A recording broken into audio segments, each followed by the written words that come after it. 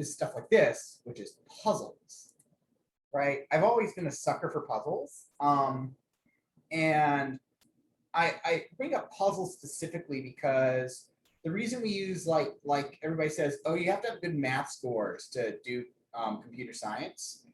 It's less about the math itself and more about the fact that math is the has the type of problems that are good indicators for doing computer science, which are word problems. The idea of, okay, we've got this problem here and we want to and we need to break it down into step-by-steps. But when we talk about recursion, we can really get into like a lot of puzzles, logic puzzles that we would be solving and be doing. So this assignment is, I'm going to stop sharing for a second and screen share, and I'll share my entire screen. Okay, so what we've got over here is my recursion puzzle, right? And I've got some pseudocode here, wonderful pseudocode. So we've got two chess problems. You choose one of them, and then we've got the Sudoku problem.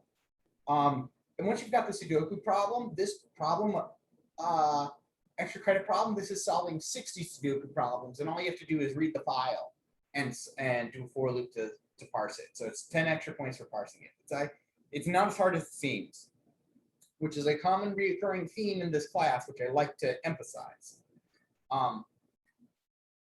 So let's talk about the 8 queens problem. It is been given as a homework basically since the dawn of computer science, which honestly isn't that long ago, since the dawn of a computer science curriculum. The reason being is that it's good. Now, yeah, so there's tons of answers for this online, and I urge you not to go and look them up, especially since I'm going to walk you through quite a bit of it this morning, just so that you can have the experience of solving it yourself, which is a good experience, and it feels good to solve this, because it's a pretty interesting puzzle. I've got a very good walkthrough on the recursion lists of how to like physically solve this, and I solve it using a physical chess set that you were able to record with a high quality video. I'm a very big fan of it. So what have we got here? So we want to solve this 8 queens problem. Basically so for those of you who don't play chess, the queen is the most powerful piece in chess. She can move in any direction on the board, any of the 8 normal directions. So north, south, east, west, and then any combination of northwest, northeast, south. So the 4 regular cardinal directions and the diagonals. Those their way queens can move, and they can capture any piece that the first piece they hit in a path, basically. So they can capture anything basically if they are in the same row, column, or diagonal. So the 8 queens problem is put 8 queens on the chessboard such that none of them are threatening one another. And threatening in chess means that they are able to capture it if they were to move. So in other words, we want to put 8 queens on a chessboard such that none share a row, a column, or diagonal. And as you can see, like this is a solution for that. Here we've got a, let's see, draw. Here, okay, why am I not drawing here? Mouse. Okay, that is very weird that I cannot annotate. Whatever. But we can see here with this queen, and yes, it is actually like put in, this is some, so I didn't like make a picture or anything. This is actually some code in LaTeX that produced this chessboard, which is pretty awesome. Took me about like half an hour to figure out how to do it. I'm very proud of myself. This was actually a bit harder to figure out how to write this, but like one line of code that printed that out. That was great. So what is this? This is 8 queens problem, a solution to 8 queens. So if we check the queen at 1A, which is this is the common way you notate chessboards, we see that she is not in the same row, not in the same column, and not in the same diagonal as anyone else. And that's true for all the queens. So this is one of the many solutions. And if we look, up 8 Queens problem on the greatest of all online resources for knowledge, which is Wikipedia. Love Wikipedia. Other professors will say Wikipedia, you shouldn't use it. And I think they forget the little bit where they say you shouldn't use it as a source in your papers. This is for 2 reasons. You don't want to use Wikipedia because Wikipedia is not a reliable source, which makes it seem worse than it is. But what we mean by reliable is because the fact that it can be edited at any time, and those edits aren't necessarily peer reviewed when you grab it, right? You could have grabbed some vandalism or some factually incorrect information there. But generally, Wikipedia is pretty reliable in terms of the factual quality. In fact, I mean, they've done studies of Wikipedia versus like stuff like Britannica. Wikipedia comes out on top. But more importantly and more relevantly, you couldn't cite Britannica in a paper anyway, because encyclopedias are what we refer to as tertiary sources, which are basically compilations of stuff. These are essentially what you would want to write.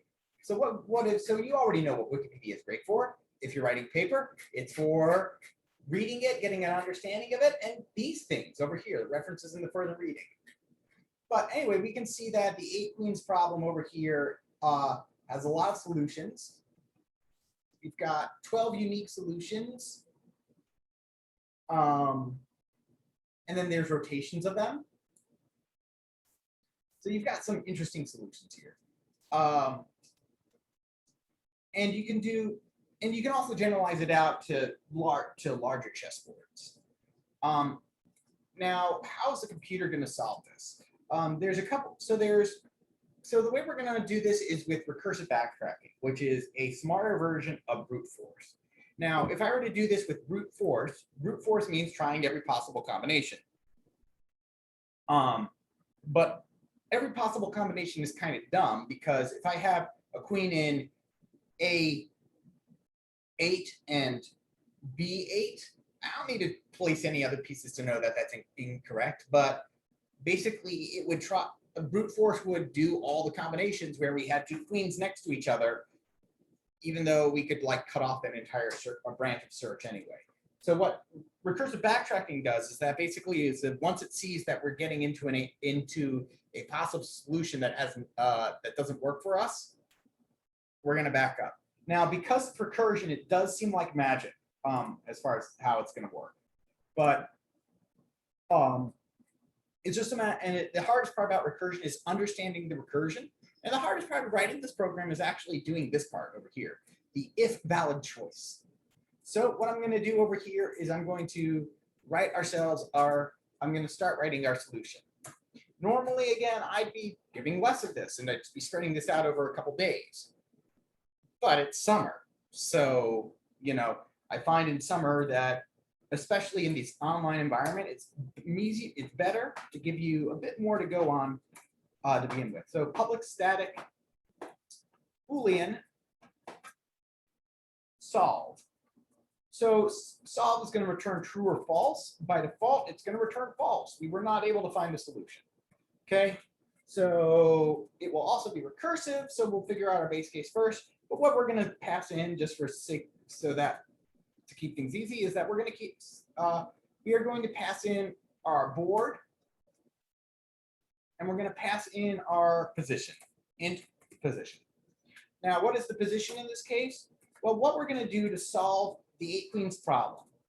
Professor, I can't see your screen. Interesting.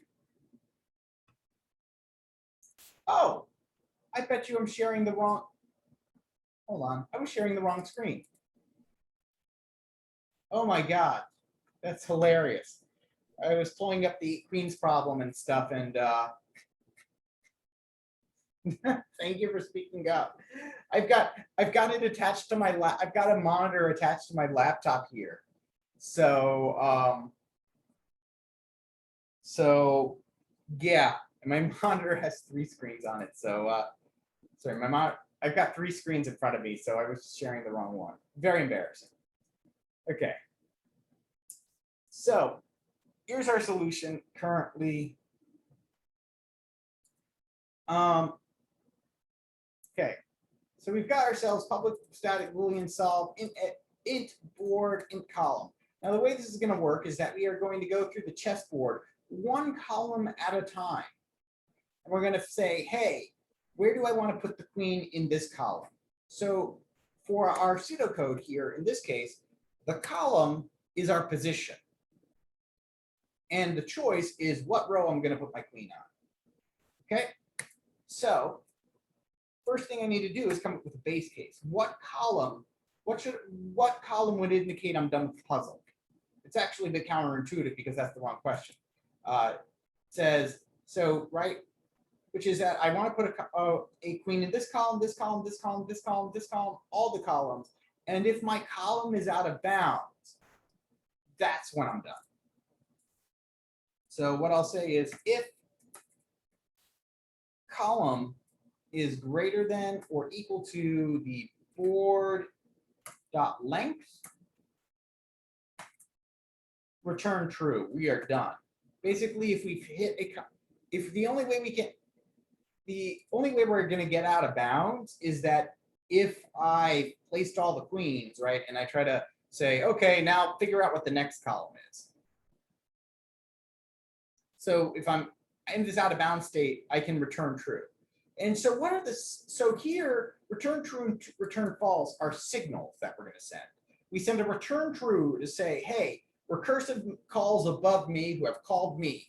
I found a solution. That means the solution that your recursive call has made, that you made, is correct. And you should tell the person who called you that you're correct, who should tell the person who called him that he's correct. So sending a return true is basically going to cascade up. Okay, whereas return false, if I return false, that means I'm at a dead end. That means I'm going to tell whoever called me that they need to come up with a different solution or they need to backtrack themselves. Okay. So, okay, next step. For every possible choice, ask if it's a valid choice. So our choice here is what row we want to put our queen on. So we'll start row 0. Row is less than board dot length. Row plus plus. Okay. And basically what we're asking is this a safe place where I can put my queen? Is this a place where I'm going to put my queen so nobody can be captured? So if is safe, I'm going to call it, you can call it as valid, but if safe, board, row, column. Is this a safe place to put my queen in this board row, this combination? So this doesn't exist. I'm just going to have my IDE just simply make it for me. Boom, it's done. Okay. And oh wait, no, I have to fill it out. I'm just going to go ahead and say, hey, every space is good. I'm not actually going to solve the problem right now. I'm just going to say, hey, every single space that we're on is good. Okay. So if you ask the question, is this a safe place to put it? I'm going to say yes, just so I can get the recursion part done, right? And then if I can get the recursion problem done, it's just simply a matter of getting the rest of that done. So if it is safe, so if I can put a queen on this row, this board, row, and column combination, then I do so. Now, what I'm doing with this puzzle is I'm using a 0 to indicate that there is no queen and a 1 to indicate there is a queen. Board, row, column, 1. Okay, so I put a queen there. Any type, array type expected, found int. What did I do horribly wrong?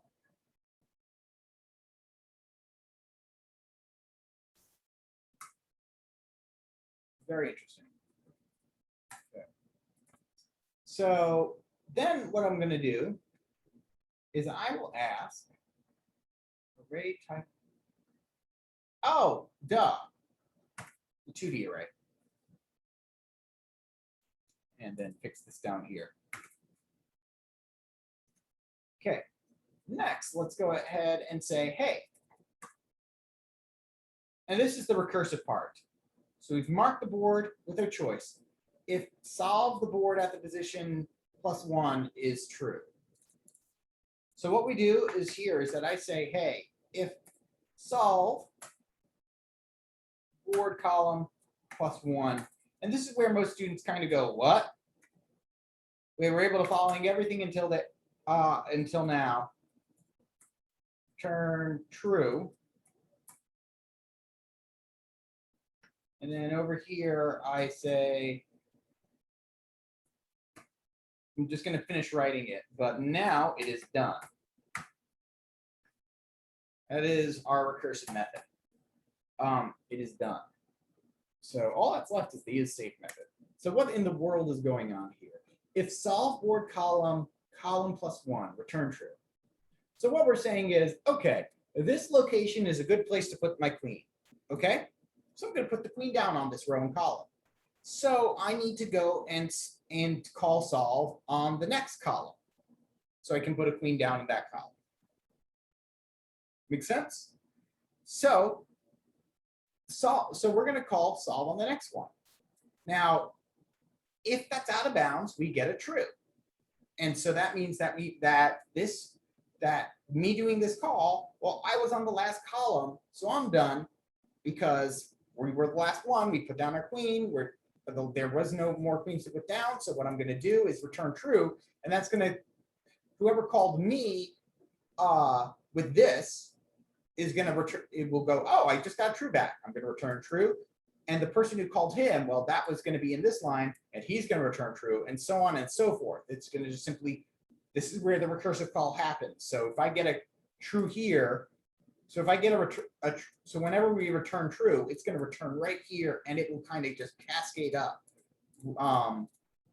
and pass up. However, what if I get a false?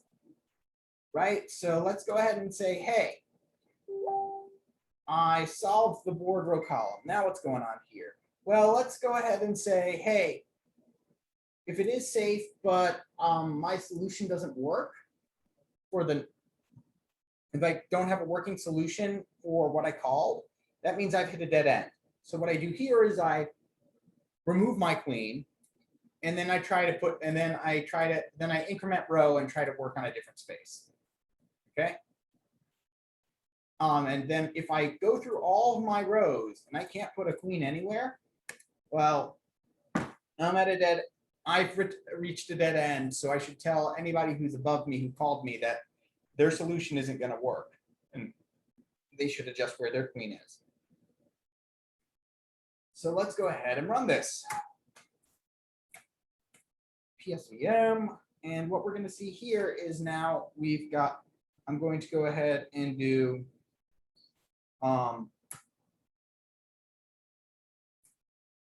int board is equal to int new int 8 by 8, although with the way I wrote it, it'll work for 9 by 9s, 10 by 10s, and 4 by 4s. So there we go. And again, if you're lost here, I've got a great video. There should be a video with me with a real chessboard going over how to actually physically solve this in your playlist. So I'm going to do solve board and then start at column 0.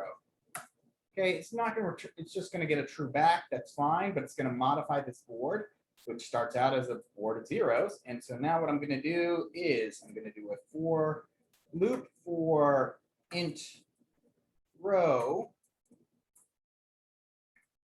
in board. So for every row, what am I going to do? Well, that's Python. So for every board, what am I going to do? I'm going to sout arrays dot toString row. And so now if I run this program, we will see that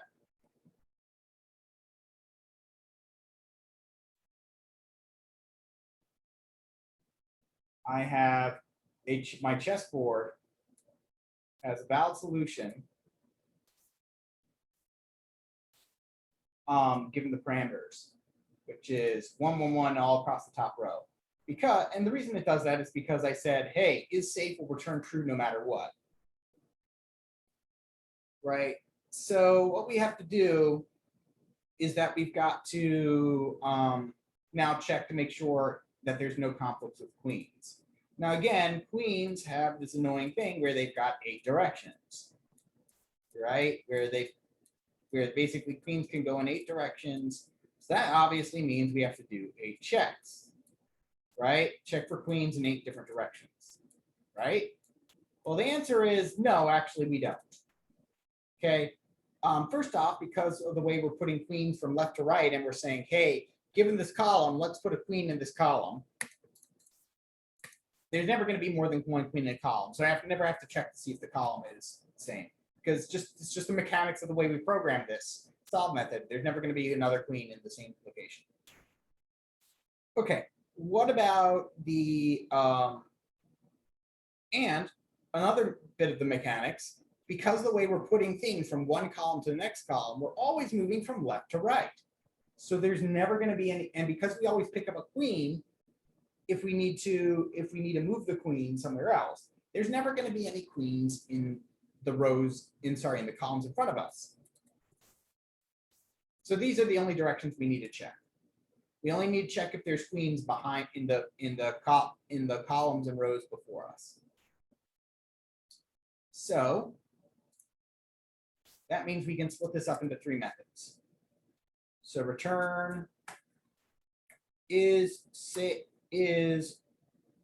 row safe, board, row, column, and is upper left safe, board, row, column, and is lower left safe, board, row, and column. So now what we can do here is that we will just simply create each of these methods, return true,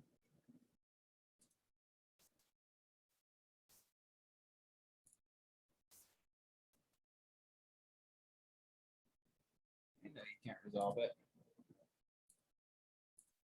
So now is upper left safe, return true, and is row safe.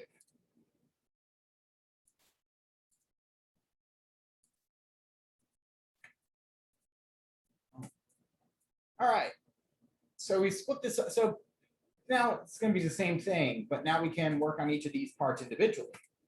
So all I have to do for is row safe is just simply say, and what I'm going to do over here is it's always easier to radiate outwards.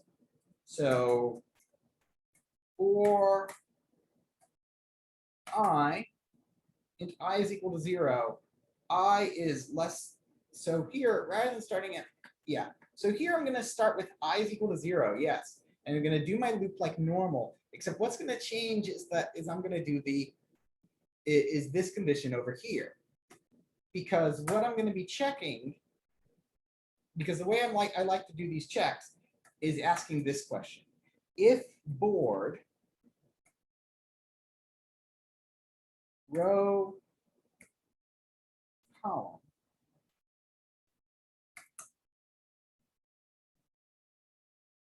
equals 1.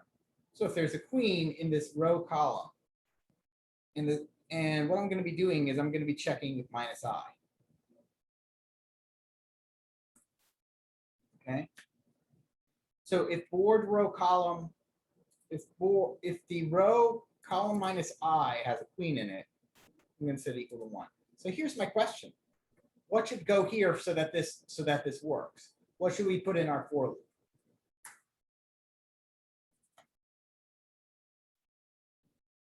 What should go in this loop condition over here?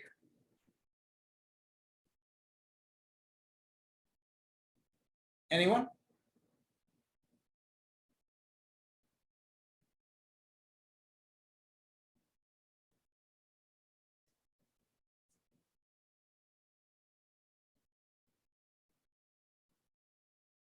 Hi, Laser.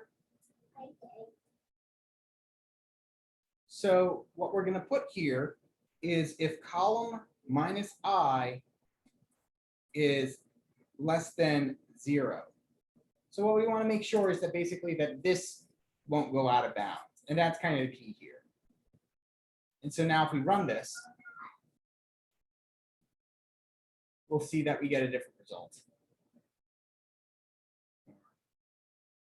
Should. Row safe, column minus I. Hold on a second. If row safe. I know. And I messed up here. So give me 1 second. I'm trying to figure out if I messed up. If return false,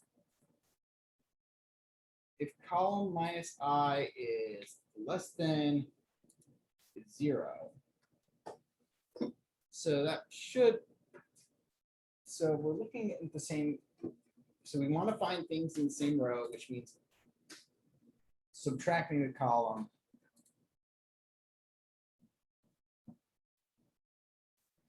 If so, forward row column minus I is 1, that should work because it will be if, and I'll just simply do this just in case.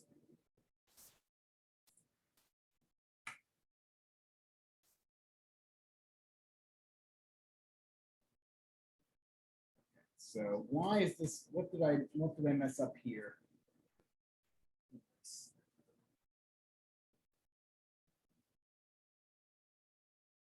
So I pass in row, I pass in column.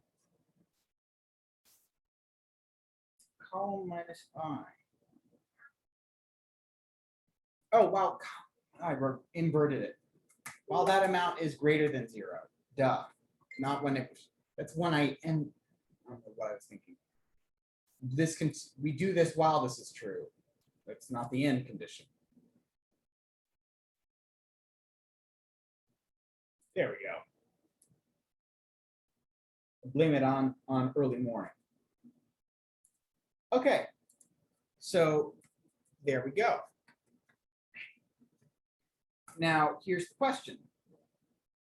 How do you solve the other two? Now this time you have to do 2 directions at once because remember your upper diagonals and your lower diagonals are modifying those.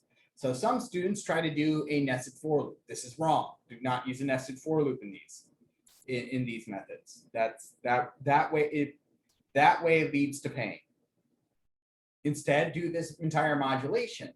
But this is a Boolean statement over here. So you can do conditions in here, more complicated conditions in here, like say, and something row. So that's my hint to you for solving the rest of this. This is mostly solved for you.